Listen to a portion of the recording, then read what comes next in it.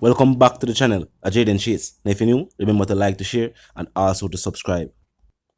Now it seems as if the economic prosperity being talked about by the Holness administration is now being questioned by the private sector itself. Seeing what took place with SSL and now with Beretta Cornerstone, Sagicor is questioning the practices of Cornerstone and raising the question, is the government aware? Now they presented 10 questions to Cornerstone and to the state to ask if these financial institutions are being allowed to do what they want with investors' money just for the economy to appear better to other overseas investors. Because with stock market prices going down, with poverty on the rise, and with the state saying jobs are at a all-time low and that the economy is doing well, people wonder what really take place. Now, Sagicor said, was Cornerstone represented by an attorney in the 8 RHL Ritter Hampshire Lewin transaction? And if so, please advise which firm or attorneys was involved in this matter. This was an individual whose millions of hard-earned money was pumped into an investment into Cornerstone without her fully understanding what the investment was. Basically, them take the big woman money. And Sagicor is saying the action by Beretta or by Cornerstone, whichever, as you know, is an umbrella company, but whichever of these companies, they are saying their actions are known better than the actions of some of the people who involved in a dialing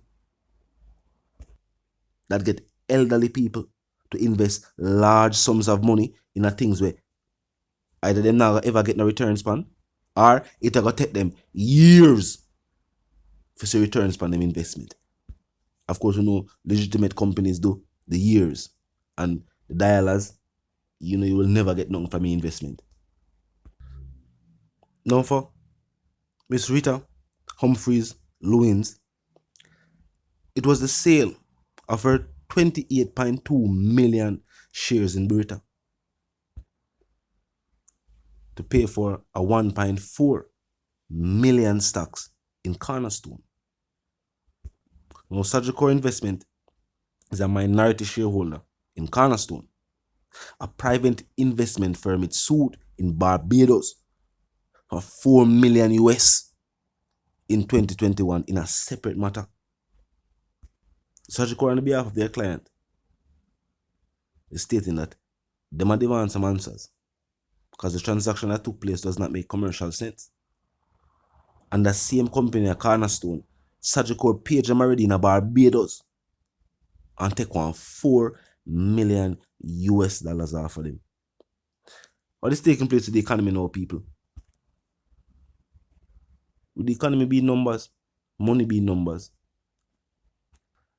and everything being digital, people can move money around to make the economy seem better, make certain investments seem wiser. And in truth and in fact, it's very similar to white collar crime, where unsuspected investors are talked into making strange investments in certain of these investment firms. Also, what take place with SSL, you see in Bolt, Gene Pantan, the whole company itself now. And basically what took place is Bolt and other investors, money was taken from their accounts bit by bit, piece by piece, and invested elsewhere. To do what? But no, no. Talk to me in the comment section, because the economy can continue for the good while we are here say poverty increase, the money not circulate, and once the people don't see the money. And that has been a problem with the Jamaican state for years now. Something people been a talk about. The wealthy continue to get wealthy, while hard-working Jamaicans just continue to be hard-working Jamaicans. Talk to me in the comment section. Tell me what you think. Now on to the other stories that are making headlines today.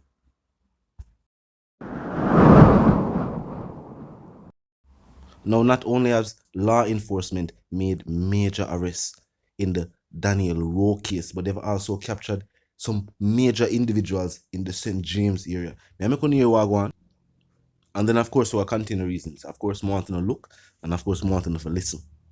Last week in an interview, the commanding officer for Hanover did ask Mr. O'Brien Garvey, OCF1, to turn himself in to the police relative to cases of shooting and wounding that he is wanted for in the Hanover division. Mr. Garvey did not follow the requests and instructions of the commanding officer there. Earlier today, a tactical response team that was deployed from the St. James division in a rural community in St. James went in pursuit of Mr. O'Brien Garvey. Garvey was seen.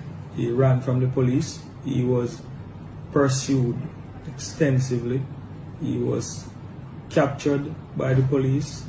He was taken into custody, and he has been handed over to the detectives in the Hanover division.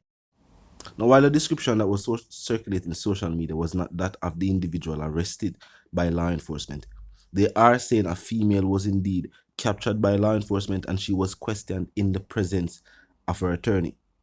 Law enforcement did not state if charges was presented against the individual, but that an individual was captured and that they are continuing the probe into the matter. And of course, the family of Daniel Rowe is still searching for answers. Of course, they voiced their opinion on how the funeral service turned out. They also had theories about the surgery, saying that no surgery was done. And in the release from the press, it was stated that she was found with her throat slashed. The person who found her was unnamed. And it then said she succumbed to injuries or passed a few days later at hospital. Meaning now, the report is not saying during surgery. It just states at the hospital. You know what that might mean? As I said, the family pointed out that they don't believe any surgery was done. You don't know what might have led them to that conclusion. Talk to me in the comment section. Law enforcement said they will continue the probe. This was definitely a major tragedy with the whole country that talk about. And of course, condolences to the family. As it pertains to crime and violence in St. James, St. James has somehow turned into a parish where day after day, week after week, month after month, and year after year, no matter how much wanted individuals law enforcement capture, arrest, charge, and prosecute, it seems like another individual just replaces that individual. What took place in Amobi St. James? Why is it the crime and violence is so ongoing?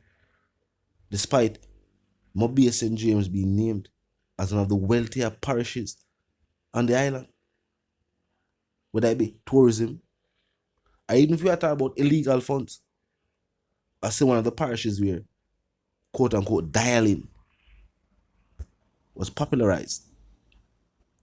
Or the parish who say regular individuals who were not millionaires a week or a month or a year ago become millionaires. What going on with the crime and violence in the parish though? Why is it that with all of the resources, all of the funds that these individuals are alleged to have, but them can't put the crime and violence aside so they can have a more peaceful parish? Talk to me in the comment section. Because something always supposed to, in many other inner city communities across the Kingston area, people that say if more people have money, certain crime and violence would not take place.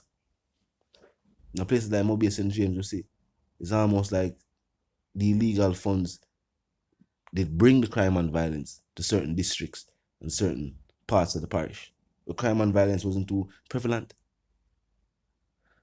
Talk to me in the comment section and tell me what you think. And if you're new to the channel, just a pass through, click the subscribe icon, then the bell icon. And of course, put it on all. And this is how you know will be notified of all fresh content. As soon as fresh content is uploaded and made available for you right here upon the platform. The like icon is also in close proximity to the share icon. Drop a like and bust a share. And tell a friend, tell them sister and them brother them for check out the channel, check out the reason, and also join the discussion. Want to the reason again, my sentiments are you and yours are for to live, love, and prosper. And for to stay tuned.